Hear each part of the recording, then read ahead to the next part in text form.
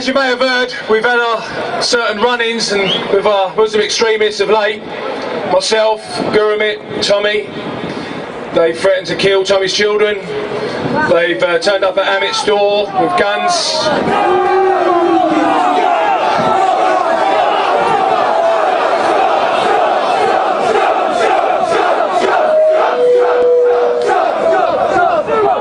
They've thrown a brick at my window to get me to open the front door and do me with a sawn-off shotgun. You soon find out if you can run when someone does that to you, I'll tell you. But all these things, we've done nothing to them. The poppy burners, they live in Luton town. The extremists that upset our Royal Anglican Homecoming Parade, which was disgusting, they all live in Luton. We know where they all live. They've not been threatened. They've not been touched. Their families haven't been threatened. Their homes haven't been visited. They've not even had a punch on the bloody nose. And yet, our lives being threatened with weapons, guns, our children. But we're not going to give in. We're not going to submit. It's never going to happen. We will never live under this sky, in this nation, as slaves. Never. It will never, ever happen. You will have to kill all of us. Look at all these people. All these people. What are they going to do? What are they going to do? Are they going to kill all of us?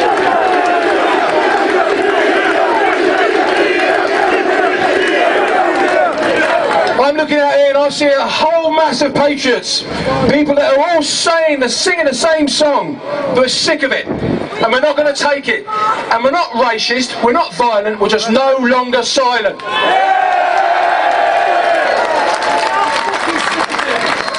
They think they can intimidate us with threats of death, our children. Well, yeah, you can do that, but we're still not going to stop. You'll have to do it. You'll have to kill us. We are prepared to die. If we have to, this is our country. We're not stopping. I'm not stopping. You're not stopping. This is our country, and we love it. We love it. We love the English culture. We love the British culture. English, British, call it whatever you like. This is United Kingdom. Fundamentally, we're a Christian country, but we're very tolerant. And we accept anybody from any walk of life, from any race, creed or religion, with open arms. And we do. We have a massive diverse population in this country. There's no problem. It's just the militant extremists that are the problem. Every time you open a newspaper, there it is, jumping out here, front page, second page. Every time you turn the television on, you can't get away from it. Now, they're going to keep on trying to intimidate us, and who knows, they may kill us. You know? We've got no say in that, only the man above. When your time's up, it's up. And if it's up for standing up for what's right, our identity, our culture, our troops, our children's futures, then we'll stand up.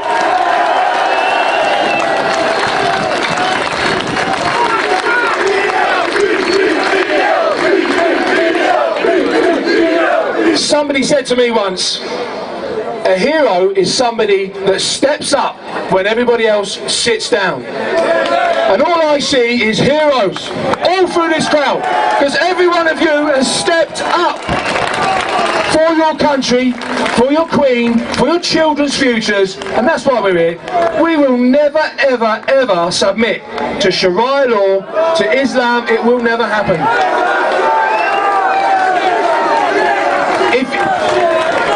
If you wish to live with us side by side in peace and harmony, then start doing it. Then start walking the walk instead of talking the talk.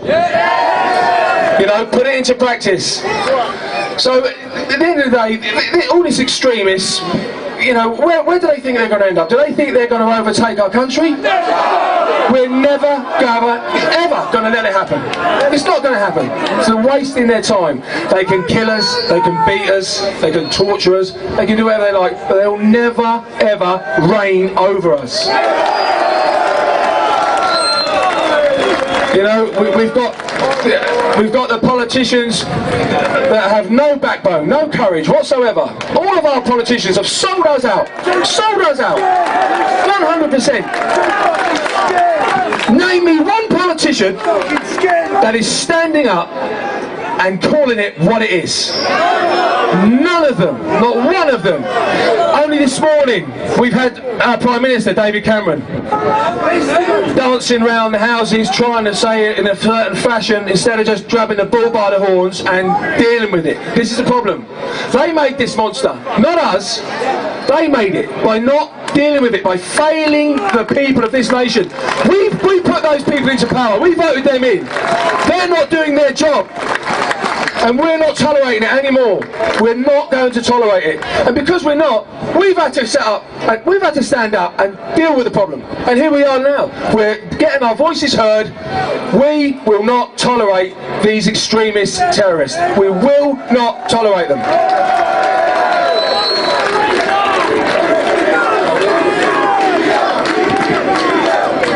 Even on a local level, that building over there, that's our Luton Borough Council Town Hall. What a nest of vipers that is. I don't think there's anybody there that can lie straight in bed. It's unbelievable. And they're singing about Luton in harmony. We don't need to be told we've got Luton in harmony. Luton has always been in harmony. I know most people in this town, black, white, Hindu, Sikh, and a Muslim. There's never been a problem. Never. Until these people got radicalised and started putting it on the populace in this town. And when they upset our Anglican Homecoming March, that was the straw that broke the camel's back. And hence the birth of the EDL.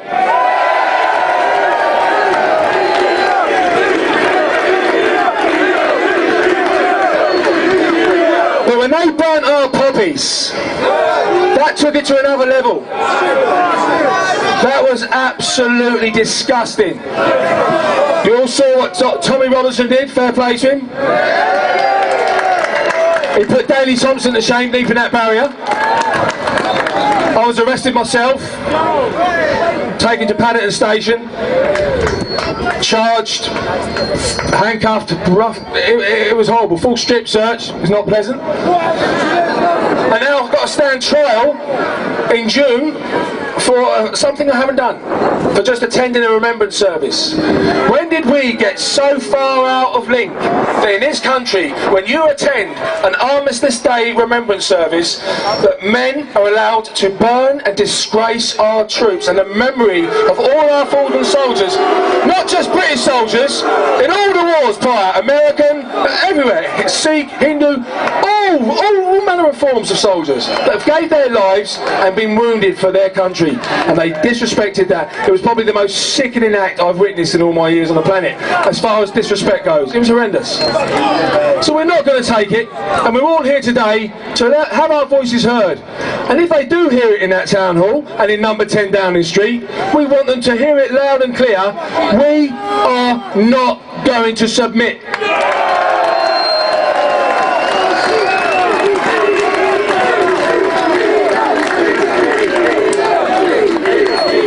This movement has now become the largest phenomenon in the whole country. It's swept across Europe, it's in Australia, it's in America, it's in France, Belgium, Russia, Sweden, Denmark, Germany. We've got the German Hanover division here today. Let's have a round of applause for the German Hanover division.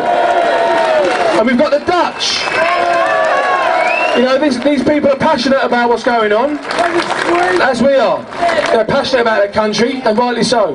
And we'll defend our country.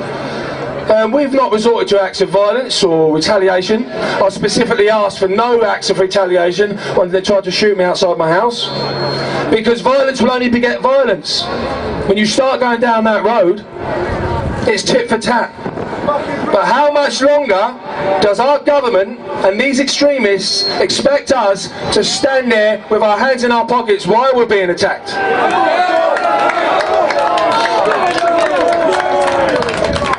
So finishing up, all I'd like to say is it's fantastic that you've turned up.